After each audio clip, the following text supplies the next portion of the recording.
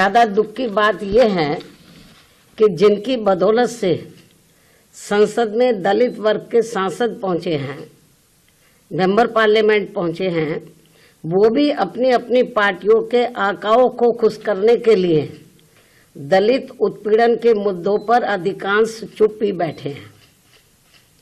चाहे वो दलितों के उत्पीड़न का मामला अपने देश का हो या फिर बांग्लादेश का हो।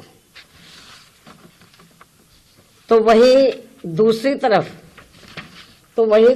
तरफ पड़ोसी देश बांग्लादेश में हिंदू जो बड़ी संख्या में जुर्म जाति के वहां शिकार हो रहे हैं, उसमें अधिकांश संख्या उन दलितों की है, उन वीकर सेक्शन के लोगों की है, कमजोर तबके के लोगों की है, खासकर दलितों की है, जिनकी भारत देश में बहुलता होते हुए भी बंटवारे में जबरन उनको बाबा साहब डॉक्टर भीमराव अंबेडकर को संविधान सभा में चुनकर भेजने की सजा के तौर पर पाकिस्तान को दे दिया गया था।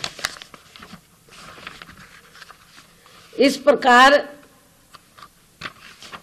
बाबा साहब डॉक्टर भीमराव अंबेडकर संविधान सभा में बंगाल के जिस जैसोर खुलना क्षेत्र से चुनकर आए, तो उसे हिंदू बाहुल्य क्षेत्र होने के बावजूद भी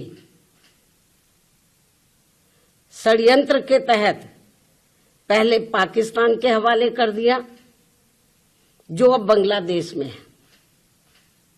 वो क्षेत्र अब बांग्लादेश में है, और जिस क्षेत्र को पहले पाकिस्तान के हवाले कर दिया था, जो अब बांग्लादेश में है, तो हिंदुओं में भी अधिकांश संख्या वहां वीकर सेक्शन की थी, जिससे फिर बाबा साहब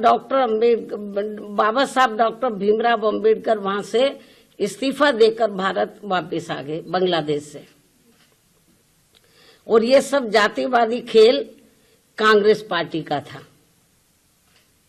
और अब जब वहां इनका शोषण हो रहा है, तो विपक्ष की ये मुख्य पार्टी इस पर चुप है, कांग्रेस पार्टी चुप है।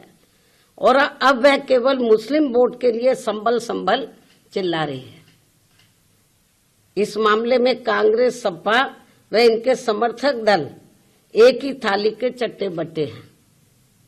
ऐसे में बीजेपी व उनके नेतृत्व में चल रही केंद्र की सरकार अपनी जिम्मेवारी को आगे बढ़ चढ़कर निभाए, ताकि शोषण का शिकार हो रहे दलित वर्ग के लोगों का वहां और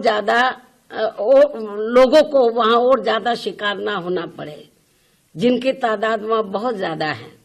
या फिर कांग्रेस की इस गलती का, जो अब वहां दलितों को नुकसान उठाना पड़ रहा है, तो उन्हें वहां की सरकार से बातचीत करके भारत में वापस लाया जाए।